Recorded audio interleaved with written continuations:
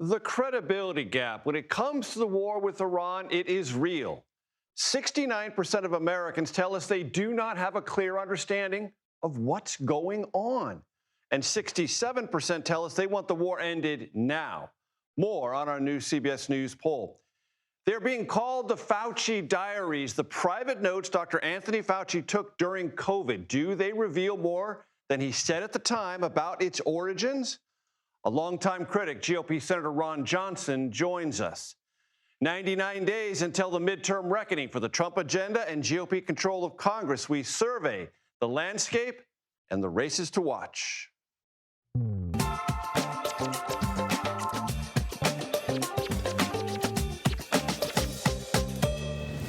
Hello, everyone. I'm Major Garrett in Washington. Welcome to the Takeout. Before we get started, a quick thank you to Caitlin Huey-Burns and Ed O'Keefe for filling in for me while I was out for a couple of days. Now, let's get started. It's all very friendly. That's what President Trump said today about U.S. talks with Iran, about reopening the Strait of Hormuz, which we should note was not the cause of the war, but is now quite obviously its principal irritant, economically and strategically. Trump also denied today the U.S. is running low on munitions and militarily useful targets in the battle with Iran over the Strait of Hormuz. This despite extensive reporting that both of those are the cause of the current pause in hostilities. No wonder, then, that 69% of those surveyed by CBS News say they are not getting a clear understanding, that's a direct quote, of the war or the future of the Strait. Also, 67% said the war should end now. 33% said it should continue until Iran gives up more. Overall, 61% said they disapprove of Trump's very decision to go to war in the first place. And 60% told us that when Trump describes what's happening in the war, he makes things sound, quote, better than they really are, unquote. Add it all up, you get 65% telling us they disapprove of Trump's handling of the war. And that number matches exactly Trump's disapproval rating on his handling of the economy. As for Trump's handling of inflation, well, it's even worse. 71% disapprove. Even immigration is a downer for Trump. 58% currently disapprove of his handling. This sour national mood has one more expression. 38% of those surveyed said things in America today are going very badly. 28% said somewhat badly. Added up, that's 66%, exactly two-thirds of those surveyed who believe things are not well in America. Not well at all. This, then, is the political backdrop, the mood music, if you will, of the coming midterms. And it's why Trump, as you see there, was in Michigan today telling people there at his rally that the economy is booming, inflation is down, and all is not only well, but better than ever. If voters decide this cheery economic messaging is infected with the same better than they really are defect as Trump's war commentary, it will be a very difficult GOP midterm indeed, because the issue at the crux of all this may not be affordability, it may well be credibility. Joining us with more on the war with Iran and Trump's economic revving of the rhetorical engines, we turn to Weijia Jiang in the North Lawn of the White House. So, Weijia, a lot going on in the region today, not necessarily because of U.S. airstrikes, but other things happening. Well, Major, you're right in that those strikes were finally halted after 13 consecutive days of back and forth between the U.S. and Iran. And now the president says that he is making space for diplomatic talks to resume. He says that there will both be indirect and direct talks with Iran to try to sort out a peace deal and to come to some sort of agreement about the Strait of Hormuz, although Iran, Major, today says something different. They said that there are no negotiations ongoing with the U.S. at this time and that they are just talking to Oman about the strait. And so perhaps that is one reason why Americans may be confused, because there does seem to be a consistent disconnect between what the president says and what Iran says. But again, he and his advisors insist that this is another chance for diplomacy and, quote, we'll see what happens as these talks resume. Major. And there was also reporting over the weekend that the president was advised two things. One, that the United States, if it was going to strike targets along the Strait of Hormuz, was essentially running out of useful targets anymore, and that there were some concerns about availability now in the near future of U.S. munitions. On Air Force One today, the president batted both of those away. That's right, Major. Publicly, he is trying to reassure the public that that's not the case, that he is, in fact, still in the driver's seat when it comes to military action, and that it has nothing to do with supply. But also, at the same time, his administration is asking for tens of billions of dollars for the war in Iran, and in part to restock those munitions, because the president himself talks at length about how much damage he has done to Iran's military capability. Well, that doesn't just happen with no weapons. Obviously, there's been a lot of stockpiles that have been used, and our reporting also is that there is some concern about replenishing those. But the president right now is not only trying to contain this conflict in Iran, he is trying to score points in the war of public messaging, Major. And as our new poll shows, it's not going that well for him because it is muddled with other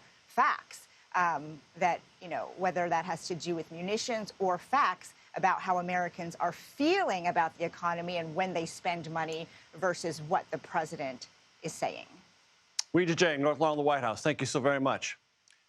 Matthew Kroenig joins me now. He's a senior fellow at the Atlantic Council. He served in the Department of Defense and the intelligence community during the George W. Bush, Barack Obama, and Donald Trump administrations. Matthew, always great to have you here. Great to be back. You had a piece in the Wall Street Journal about the recently announced nuclear deal with Saudi Arabia. It has many great paragraphs in it, but this one caught my eye.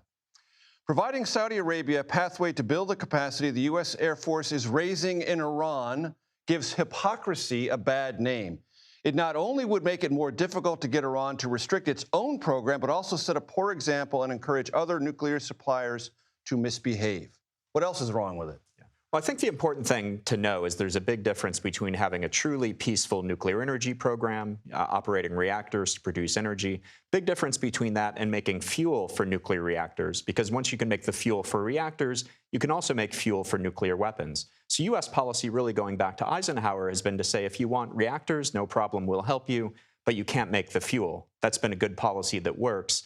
This recent Saudi deal, however, says that the United States may decide to help Saudi Arabia build a fuel-making capability, which I think would be a bad mistake and essentially give Saudi Arabia the ability to produce nuclear weapons. In your piece, you also mentioned the effect this could have in Egypt and Turkey. Explain to my audience why that's important. Yes, well, the Middle East is a dangerous region, as your audience knows. We know that Iran has been pursuing what I think is a nuclear weapons capability for many years. And other countries in the region have recently started their own peaceful nuclear programs. But if you see Iran building a nuclear fuel-making capability, Saudi Arabia developing a nuclear fuel-making capability, then other countries in the region might want to do the same thing, and you could be on your way to a nuclear arms race in the world's most dangerous region. And Egypt and Turkey are serious countries with real capacity. That's right. And, this is 80-year-old technology right now. I think we often think of it as cutting-edge technology, but we've seen Iran, Pakistan, North Korea, not the most advanced countries, develop these capabilities. So I think it's certainly within the And I read in your piece that we have an understanding with the United Arab Emirates not to do this, but they can now, if it happens in Saudi Arabia, they can renegotiate that and get some of their own. Yes, 2009, as the Bush administration was going out, negotiated maybe the best nuclear agreement ever with UAE, the so-called gold standard, where the UAE promised they would never make nuclear fuel. And so we wanted that to be the standard for new agreements. But it says that if we give a better deal to their neighbors, they can renegotiate. So now with this Saudi deal, it's possible that UAE is going to say, hey, let's take another look at this agreement. We might want to make nuclear fuel as well. This is a super important topic. And you say at the end that Trump could stick with this deal, give it to Congress, and let Congress sort it out, because Congress has to approve this. What should happen in Congress to make this deal better, or is it a deal that has so many defects we ought not to rely on Congress to make it better? I think there are a couple ways we could make it better. One, we know that Trump loves to negotiate and renegotiate. He's expressed some skepticism about this deal in recent days. Right after it was announced and signed, actually. That's right. A Truth Social post casting some doubt on it. So he could renegotiate it. Or Congress could condition its implementation. You know, doing this will require the allocation of funds. Congress, of course, has the power of the purse. So they could say we're only going to pay for this if certain conditions are met, including this enrichment part is canceled. So script writers love to talk about magical thinking and black boxes. Not funny in this context. Yeah, so to try to sell the deal, the Department of Energy has said this fuel-making capability might be provided, but it will be in a black box, suggesting, I guess, that Saudi Arabia wouldn't be able to access it. But they haven't explained what this means. And in practice, if you have a big nuclear fuel-making plant in Saudi Arabia, you're going to have technicians, engineers. I think Saudi Arabia is going to learn the technology, or it's in their territory. And as we've learned from Iran, you cannot unlearn that.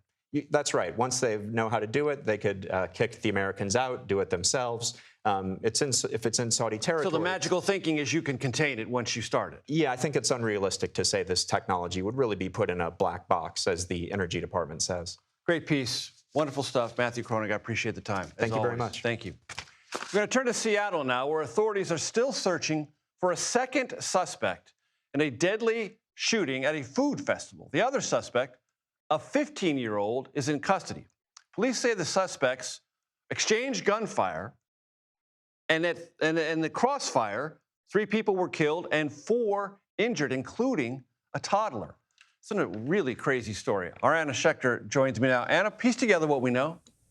Well, we know it was an absolutely chaotic evening when probably more than 100,000 people had gathered for this food festival. Tons of young kids that you see from the terrifying video, cell phone video from witnesses, people pushing strollers. It was stroller after stroller, crush of people, so crowded.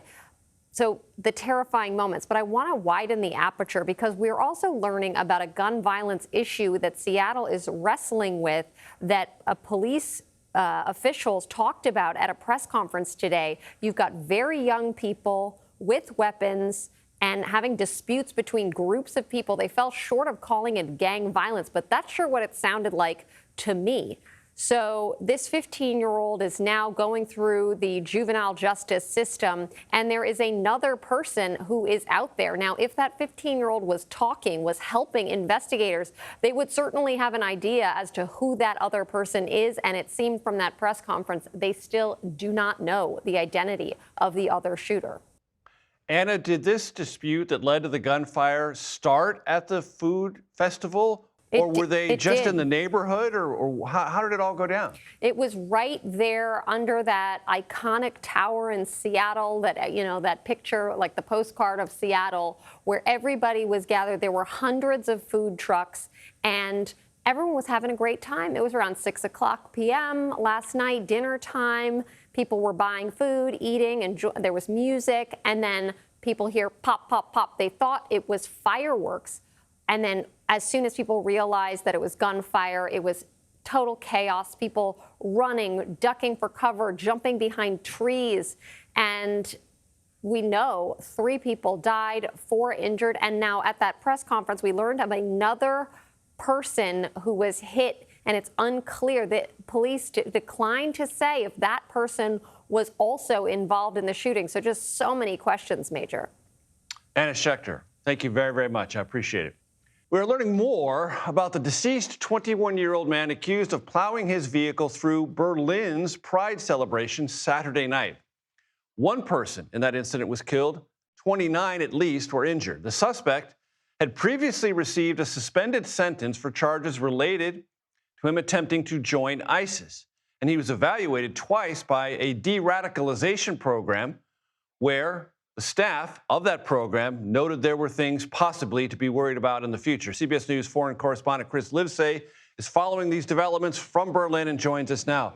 Chris, what's the latest? That's right, Major. Well, you know, the people behind me at this vigil at the Brandenburg Gate are wondering how somebody like this, who was under close observation by police, could have been able to carry out this attack. So last year, for instance, He traveled to Lebanon because he was trying to join ISIS in neighboring Syria. That is according to German authorities. When he came back to Germany, authorities here convicted him for planning violent attacks and for disseminating ISIS propaganda. However, that sentence was suspended. Now, part of his sentence, however, included these de-radicalization courses, as you mentioned. He was being screened leading up to the attacks that took place. We spoke to the spokeswoman for this de-radicalization group. She told me that they were just about to reject him from the de-radicalization program altogether because he exhibited too many warning signs. She said that he was too deeply radicalized and was basically telling the evaluators what they wanted to hear. She even said that perhaps he should have still been in prison. And of course, if he were in prison, then he would not have been able to carry out these attacks. Her exact words were that he was lying about, or rather that he was trying to withhold that he had radical beliefs and that he, quote, might have belonged in prison and that he was showing fake cooperation. All of these things, she said, were red flags that she would have used to refer him back into the system. Again, perhaps he should have been in jail, but that was a decision not for her or for her de-radicalization group to make, but for authorities who are now undergoing lots of questions as to how they could have let somebody like him slip through their fingers. Major. And what, to the degree you can assess it for us, Chris, has been the public reaction to this? Because it sounds like not only were things missed, but a tragedy happened that could have been prevented. Indeed. I mean, that is the reaction that we've been hearing from eyewitnesses, from survivors, from people turning out at vigils that have popped up both at the scene of the attack and here at the Brandenburg Gate. People are just simply wondering, why weren't authorities monitoring him more closely? Indeed, why wasn't he in prison to begin with? That was the question from the de-radicalization group that we spoke to. They argue that their own work, for instance, could have been carried out better if he were already behind bars, whereas when he was outside of police custody, he was capable of carrying out this attack. Major. Chris Livesay in Berlin, Brandenburg Gate behind him. Thank you very, very much. Still to come, Democrats and Republicans have less than 100 days until the midterms. We're tracking where the most important races stand and where, importantly, they might be heading. Also, the son of Kansas City Chiefs offensive coordinator Eric Bieniemy charged in the shooting of his mother. What we've learned from law enforcement about this very disturbing case. Plus, hundreds of thousands of Haitians are losing their temporary protected status today. Immigration's Customs and Enforcement is planning to wrap up operations to deport these Haitian immigrants. The Takeout returns in 90 seconds.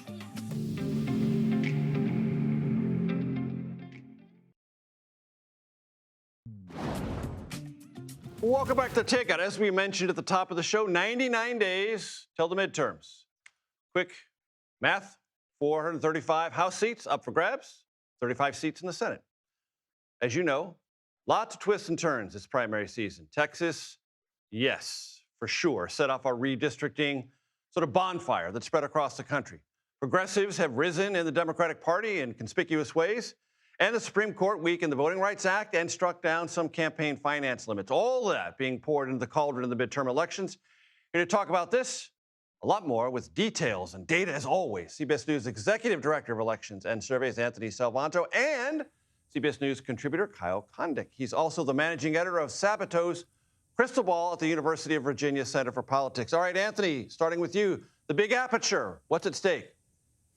I'm going to make that math even simpler for everybody, Major. There are very few competitive House races on the board right now. Now, maybe that changes over the next 99 days, but everybody needs to understand just how narrow the playing field is. You just mentioned redistricting. That's one reason for it. People's partisanship is another. But the bottom line is, right now, I think Kyle sees is about the same thing. Got about 15 really toss-up House districts out of that 435 you mentioned, a handful leaning one side or the other to Republicans or to Democrats. What that means is that as folks watch this unfold, yes, we can talk about generic ballots. Yes, we can talk about presidential approval ratings. But all of that is going to be sort of forced through a very narrow field such that it's not necessarily going to be reflective of large national swings if they occur.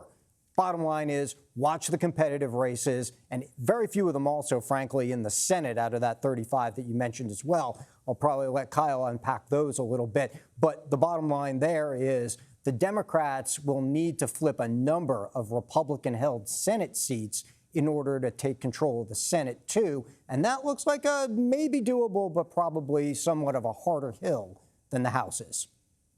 Well, Anthony has set us up quite easily, Kyle. So pick up the ball on the Senate side. Yeah, the way that we look at it, we have 49 races leaning to the Republicans, 47 leaning to the Democrats, and 4 toss-ups at our crystal ball ratings. The way it works is that because 50-50 is still a Republican Senate because the vice president is breaking the ties, Democrats would have to win all 4 of the toss-ups in order to win the Senate. So, like, it's there and we know what those races are, but I think Republicans are still favored in the Senate. Right. So let's go down the 4 and rank them in whichever order you prefer. Strongest Republican advantage or strongest Democratic advantage? Yeah, I'd say strongest Democratic advantage is probably Michigan still, but we've got this really hot primary that's not really guaranteed to produce a great Democratic candidate next week, so we're going to see how that shakes out. But, you know... But Michigan isn't a pickup. Michigan is a whole. That's right. That's right. That's the one toss-up that's a defensive assignment for Democrats. And then you're looking at North Carolina, where we have Democrats favored. Roy Cooper, the Democratic nominee, that's right, running ahead. Yeah, and Michael Whatley, the former GOP chairman. Right, and then Maine, which the Democrats just swapped out their candidate there. Troy Jackson just this Saturday officially became the nominee. Yeah, and that I think is a true toss-up. And then you got Ohio and Alaska, where Sherrod Brown, former Democratic senator, is running from Ohio, and then Mary Peltola, former Democratic House member from Alaska, trying to run for the Senate. You know, we have those as toss-ups. I think ultimately in red states, you'd probably still rather be the Republican, but those are, you know, I think the most attractive targets for Democrats. Anthony, let's talk about independents, because I've seen a slew of recent surveys. Ours, Fox, and you and others saying that independents on a wide array of issues, but particularly those dealing with the economy and the war, have deeply soured on President Trump. And when they did so, meaning independents, on Joe Biden, that created massive political complications for not just Joe Biden, but Democrats writ large. Is that a storyline we should be paying attention to? And could that enlarge from 15 to maybe 20 or 25 some House races?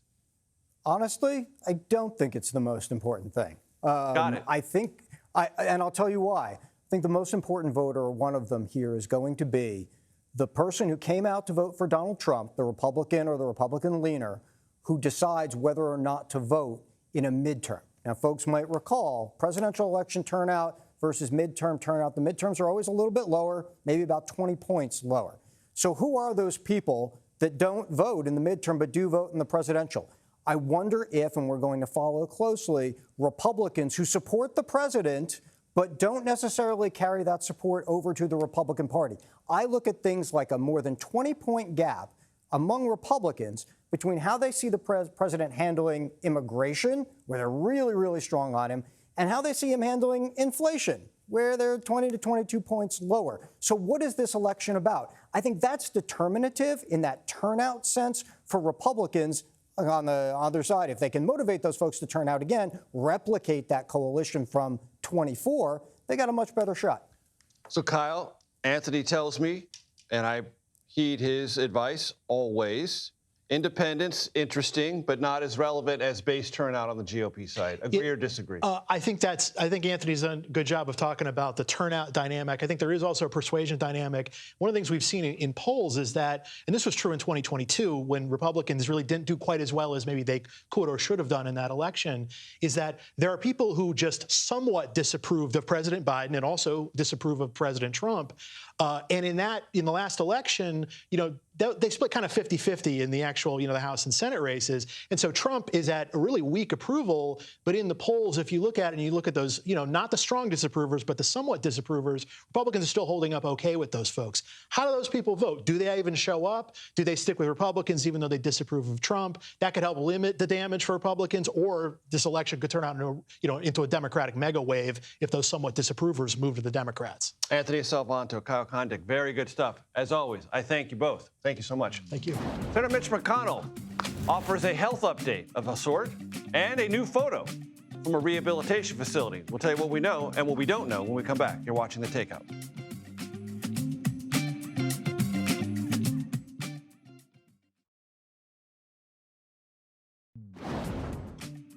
Welcome back to The Takeout. Thanks so much for hanging out with us. Here is a look at what else we and now you are watching this evening. The wife of Kansas City Chiefs offensive coordinator Eric Bieniemy was shot in her home last night in Ashburn, Virginia. The couple's son was arrested in that shooting. 27-year-old Elijah Zion Bieniemy has been charged with malicious wounding, use of a firearm in commission of a felony, and discharge of a firearm inside a dwelling. He is being held without bond. Authorities have not yet shared a motive. Kentucky Senator Mitch McConnell's doctors say he's been in physical therapy to rebuild his strength.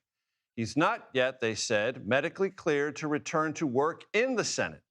McConnell also shared this photo of him and his wife, that's Elaine. He was hospitalized in June after he said he took a fall at home, which left him unconscious. McConnell's 84 years old and is set to retire at the end of his term in January. Still not clear when, if ever, he will return to work at the Senate, though he says that is his mission. Sources tell CBS News ICE, Immigration, Customs and Enforcement, is ramping up operations to arrest and deport Haitian migrants and to terminate their legal status in our country. The operation could begin as early as this week and may be centered in Ohio, which, as you might remember from the 2024 campaign, has a large Haitian community. CBS News immigration correspondent Camilo Montoya Galvez is in the community where that is most identifiable, Springfield, Ohio. Catch us up on what we know, Camilo. Well, Major, we are told by sources inside of ICE that the agency has been preparing for weeks for a ramp-up in operations targeting specifically Haitian immigrants who are set to lose their temporary protected or TPS status after that Supreme Court ruling allowed the Trump administration to terminate that Biden-era policy. We have to underscore, of course, Major, that this city in Ohio is home to thousands of Haitian immigrants, and many of them have been living and working here legally, lawfully, with the government's permission under that TPS policy. They are now bracing for that potential mass deportation operation to begin as soon as this week. And that operation, that plan, is garnering criticism not just from Democrats, but also some elected Republicans here in the state, including Ohio Governor Mike DeWine. Let's take a listen to what he told us. Well, it's a mistake. It's not good for the United States, and it's not good for the state of Ohio. These are people who have helped Springfield really come back. Springfield has been making a real comeback. The Haitians who are living there and employed there, they came there to work. And I would be remiss, Major, if I did not mention that this city of about 58,000 residents was placed in the middle, at the center of a political firestorm back in the presidential campaign of 2024, when President Trump, then candidate Trump at the time, falsely accused Haitian immigrants here of eating cats and dogs. So very quickly, Camilo, what happened for them to lose this temporary protected status categorization? Well, the Trump administration, Major, argues that TPS has been unnecessarily extended by Democratic administrations, that it attracts illegal immigration, and that it poses national security risks. That has been the argument.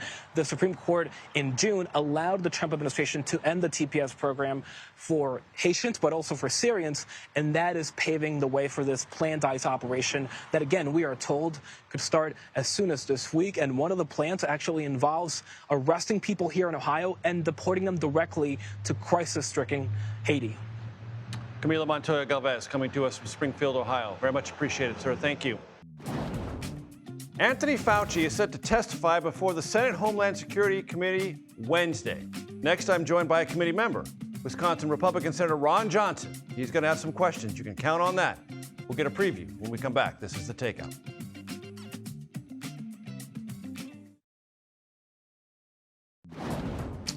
Welcome back to The Takeout. Wednesday, Anthony Fauci will testify before a Senate panel on how the federal government responded in its many different ways to the COVID pandemic. Ahead of this, Kentucky Republican Senator Rand Paul, who has clashed with Fauci on numerous occasions, released more than 1,000 diary entries from the former director of the National Institute of Allergy and Infectious Diseases. In one entry, Dr. Fauci wrote, quote, "Apparently the White House is very upset that I'm being profiled, and it looks like I'm putting down the POTUS, being the President of the United States, and becoming a star that outshines him. The press is playing into this, as is the tweet storm. Very stressful, double exclamation mark. Wisconsin Republican Senator Ron Johnson joins me now. He serves on the Homeland Security and Governmental Affairs Committee, which Fauci will be testifying before. Senator Johnson, I don't want to spend a lot of time on Anthony Fauci's ramblings about how a star he became during COVID. I'm much more concerned, as I think you are, about what he said privately about the COVID origin, lab leak theory, and what he said publicly. Do you believe there is a fundamental disconnect there? And in that disconnect, the American people were deceived? Yes or no? Well, absolutely, the American people were deceived by Anthony Fauci. This has been obvious for quite some time. As soon as we got access to those email exchanges of the phone calls that were occurring the end of January, early February of 2020, when a lot of these individuals that Anthony Fauci had been funding the research for years and then funded their research after they changed their tune from saying that this is looking man-made. You got that fear and cleavage site. So all of a sudden, Anthony Fauci arranges these phone calls with 8 or 9 individuals. And all these people who are looking at this thing, as I looked at, is this is man-made, okay? You just don't have a fear and cleavage site here. A lot of other computational biologists make the same conclusion. All of a sudden, within a couple of days, oh, that's a conspiracy theory. This had to spring from nature, although they've never, ever been able to track that down. By the way, he also lied then to Congress when he said, I wasn't involved in the intelligence community's assessment at all. Those very same individuals that he corralled in those January, February phone calls that changed their opinion from man-made to springing from nature, those are the exact same people he salted the intelligence community with to come up with their assessment as well. So no, he's dirty in this thing. He's been lying to the American public. He directed a miserably failed response to COVID. I don't know what else I can say. He's a very bad guy. All right, so let's put the response in one category, Senator, and let's put the origin story in another category. Which is more important in our look back understanding of what went wrong or what went right with COVID? Is it the origin that we got wrong or the response? Which is more important? Well, I would say they're equally important because it cost millions of people their lives, okay? I mean, the fact that he funded gain-of-function research before the moratorium, continued to fund it, denied it, was fully aware of Ralph Barrett, Peter Daszak, the folks in China. Again, I think it's pretty obvious that if it wasn't a direct result, he certainly funded the kind of research that produced this man-made virus that created the pandemic. Now fast forward to sabotaging early treatment with effective generic drugs so he'd get emergency use authorization on the experimental gene therapy injection that then they denied the safety signals that were screaming at them with, the invaders being deluged with reports. Because they denied them, more and more people were either mandated, coerced, or convinced to take this experimental injection. Some of them died. Some of them were permanently injured. Again, so I don't know how to weigh that. You fund research that create a pandemic, and then the countermeasure kills and injures untold numbers of people. We still know that they're still not acknowledging it. So those people who are injured by the injection, they can't get treatment. So again, I just across the board, I think Anthony Fauci has all kinds of things to be held accountable for. Unfortunately, the media crowned him saying Fauci. He says he's the science, and he's not been held accountable. Of course, now he has the pardon, which I'm sure he needed from President Biden. Imagine I'm a constituent of yours, Senator Johnson, and I ask you this question. Shouldn't we be more concerned about China than Anthony Fauci? Don't they have blood on their hands that is as more apparent than Anthony Fauci or anyone who funded any gain-of-function research? I'm not holding China harmless here, but again, it's Anthony Fauci that covered this. And if we don't hold these people accountable, they'll do it again. You can see them trying to do it with what's monkeypox or this hantavirus, or it's another bird flu, whether it's Ebola. They create fear so that they can force these countermeasures on us. And by the way, the whole issue of creating countermeasures, bioweaponry countermeasures, to me, it's a smokescreen to do bioweapon research itself, which we're prohibited from doing based on agreement. So again, this entire thing is a ruse, and it's a ruse that I think created a pandemic that ended up killing millions of people.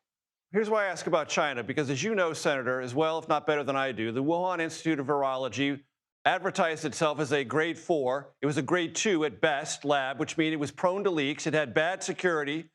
Things got out. They arrested people who talked about it.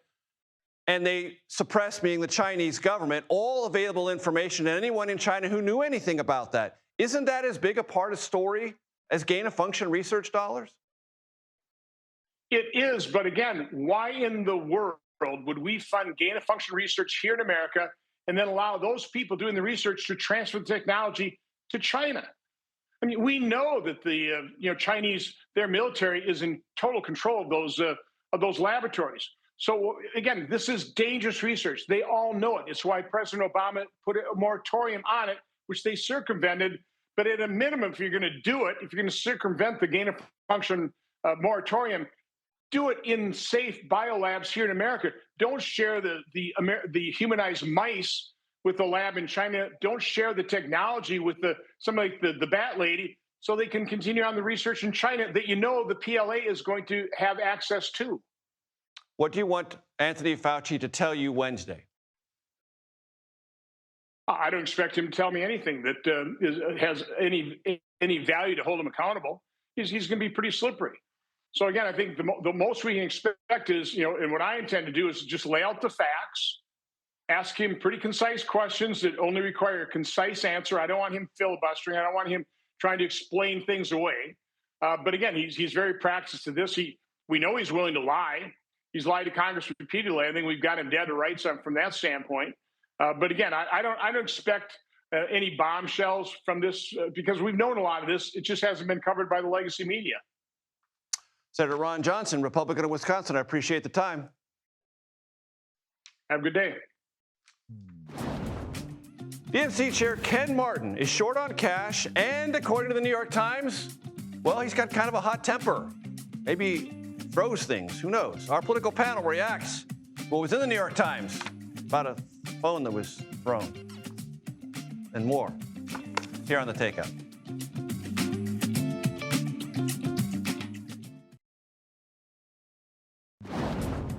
Welcome back.